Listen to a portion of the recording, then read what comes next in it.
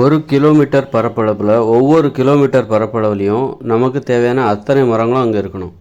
மனித உயிர்களுக்கு பயன் தருகிற அத்தனை மரங்களும் செடிகளும் கொடிகளும் ஒவ்வொரு ஏக்கர் பரப்பளவுலையும் ஒவ்வொரு கிலோமீட்டர் பரப்பளவுலையும் நமக்கு தேவையான மனித உயிர்களுக்கு பயன் தருகிற மரங்கள், செடிகள், கொடிகள் அனைத்துமே அங்கே இடம்பெற வேண்டும். அப்படின்னா என்ன பண்ணணும் அப்படின்னா, ஒரு கிலோமீட்டர் பரப்பளவில் நீங்கள் ஒரு தென்னை மரம் இத்தனை தான் இருக்கணும் அப்படி முடிவு பண்ணணும். எல்லாமே நமக்கு தேவை, நமக்கு பயன் தருகிற மரங்கள், செடிகள், கொடிகள் எல்லாமே ஒவ்வொரு கிலோமீட்டர் பரப்பளவுலையும் இருக்கணும். ஏன்னா அப்போ தான் எல்லாத்துக்கும் அது பயன் கிடைக்கும். மரங்கள் எங்கேயோ ஒரு இடத்துல இந்த மரம் இருக்குது, பலா மரம் இருக்குது, பண்ருட்டியில் தான் பலா மரம் இருக்குது, திருநெல்வேலி பக்கம் போனால் பலா மரம் கிடையாது. பண்ருட்டியில் இருக்கிறவங்க உற்பத்தி பண்ணி அதை லாரியில் ஏற்றி திருநெல்வேலிக்காரங்களுக்கு விற்பாங்க. இந்த மாதிரியெல்லாம் இருக்கக்கூடாது. இது இயற்கையோடு இணைந்த மனித வாழ்க்கையில் உங்களுக்கு போக்குவரத்து வாகனங்கள்லாம் கிடையாது, லாரிலாம் கிடையாது, மின்சாரம் கிடையாது, எந்த பிற தொடர்புகள் எதுவுமே கிடையாது. அதனால் அப்போ நம்ம இயற்கையோடு இணைந்த மனித வாழ்க்கையில் 2040 பிறகு வரப்போகிற இயற்கையோடு இணைந்த மனித வாழ்க்கையில் நாம் உருவாக்க போகிற அந்த ஊரில் அப்போது இன்றைக்கே இப்போவே நம்ம அதுக்கான வேலைகளை செய்யணும்.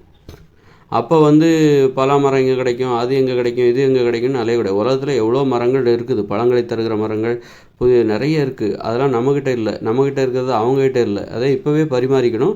இப்போ நாம் செய்ய வேண்டியது என்னென்னாக்கா, உடனடியாக செய்ய வேண்டிய ஒவ்வொரு கிலோமீட்டர் பரப்பளவு நிலத்திலும் நமக்கு மனித உயிர்களுக்கு பயன் தருகிற அத்தனை மரங்கள், செடி, கொடிகளும் அங்கே இருக்கணும். அதனால் ஒரு கிலோமீட்டர் பரப்பளவில் தேவைக்கு அதிகமாக வேப்ப மரங்கள் இருக்கக்கூடாது.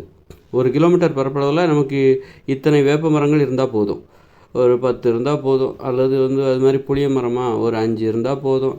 அந்த மாதிரி ஒவ்வொரு கிலோமீட்டர் பரப்பளவுலேயும் நீங்கள் ஒரு 10 வேப்ப மரம் அப்படி இருந்துக்கிட்டே இருந்தால் போதும். அது மாதிரி நிறைய மரங்கள் இருக்குது. பேரிச்சை மரம் இருக்குது, தென்னை மரம் இருக்குது, கொய்யா மரம் இருக்குது, ஆப்பிள் மரம் இருக்குது, அன்னாசி மரம் இருக்குது, இப்படி ஏகப்பட்ட மரங்கள் இருக்குது, செடிகள் இருக்குது. இது எல்லாமே ஒவ்வொரு கிலோமீட்டர் பரப்பளவுலேயும் இருக்கிற மாதிரி ஒரு முயற்சியை நம்ம முன்னெடுக்க வேண்டும். அளவுக்கு அதிகமாக ஒரு பரப்பளவில் அளவுக்கு அதிகமாக இருக்கிற மரங்களை வெட்டி விட வேண்டும். அது நமக்கு முக்கியத்துவமாக இருக்கலாம். அது முக்கியமான மரமாக இருக்கிறதுக்காக நம்ம அதை அளவுக்கு அதிகமாக வளர்க்கணுங்கிற அவசியம் இல்லை. நமக்கு தேவையான மரங்கள் மட்டுமே நம்ம வளர்த்தா போதும். அதனால் எல்லா இடத்துலையும் எல்லா மக்களுக்கும் எல்லா விதமான மரங்களும் தேவை. எல்லா பழங்களை தருகிற மரங்கள், பயன் தருகிற அனைத்து மரங்களும் அனைத்து மக்களுக்குமே தேவை அப்படிங்கிறத நாம் உணரணும். அது இப்போ தான் நமக்கு அந்த வாய்ப்பு இருக்குது.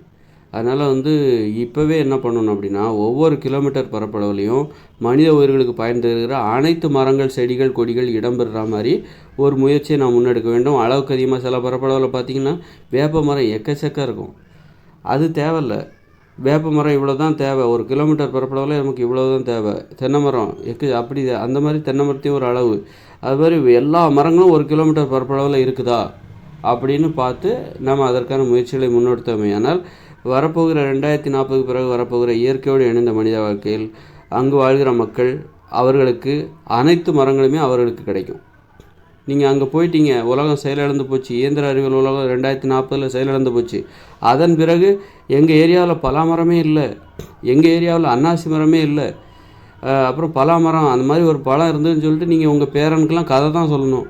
இவ்வளோ பெரிய பழம், பலாப்பழம், அது பேர் பலாப்பழம், அதெல்லாம் அப்போ அங்கே கிடைக்கும், அப்போ இப்போ செயலிழந்து போச்சு, இப்போ இது யாருக்கும் கிடைக்காது, நம்ம வேணும்னா அங்கே போய் வாங்கணும், கொட்டையை வாங்கி அப்போவே முளைக்க வச்சுருந்தா இந்நேரம் உனக்கு நான் கதை சொல்ல வேண்டிய அவசியம் இல்லை, நீயே பார்த்துருப்ப, அவ்வளோ பெரிய பழத்தை நீ பார்த்துருக்கவே மாட்ட அப்படின்னு பலாப்பழத்தை பற்றி நீங்கள் கதை சொல்ல வர்ற நிலைமை வந்துடக்கூடாது.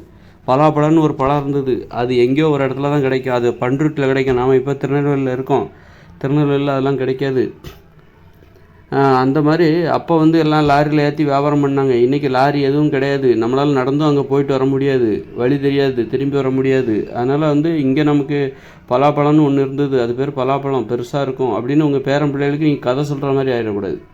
அதனால் ஆப்பிள் பழம்னு ஒன்று இருந்தது, அது காஷ்மீரில் தான் கிடைக்கும், அங்கேருந்து வரவழைச்சி நாங்கள் சாப்பிட்டோம், நல்லாயிருக்கும், சூப்பராக இருக்கும் அப்படின்னு கதை சொல்கிற மாதிரி ஆகிடக்கூடாது. கதை சொல்கிற வாழ்க்கை வாழ்ந்துடக்கூடாது. அதெல்லாம் அப்போ கிடைக்கிது, அப்போவே நாங்கள் விட்டுட்டோம், இங்கேயும் முளைக்க வச்சுருக்கணும். இப்போ உங்களுக்கு வாய்ப்பு இருக்குது. உலகம் முழு இருக்கிற அனைத்து வகையான மனிதர்களுக்கு பயன் தருகிற அனைத்து வகையான மரம், செடி, கொடிகளை இப்பொழுதே பரிமாறிக்கொள்ளுங்கள், பகிர்ந்து கொள்ளுங்கள்.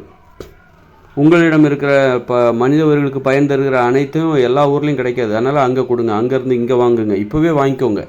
நான் சொல்கிறேன், இப்போவே வாங்கிக்கோங்க. இல்லைன்னா உங்களுக்கு மிகப்பெரிய இழப்பு. இவ்வளோ பெரிய உலகம், இவ்வளோ பெரிய முயற்சி, இவ்வளோ முயற்சியில் நாம் என்ன பயனை கண்டோம்? நாம் மட்டும் சுயநலமாக இருந்தோம்.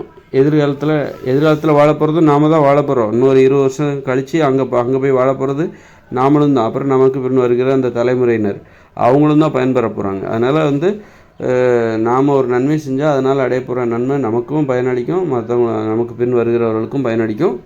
நான் சொல்கிறது அதோட உண்மையான ஒரு அவசரத்தன்மையை புரிந்து கொண்டு அதற்கேற்றவாறு செயல்படுவது தான் சிறந்தது.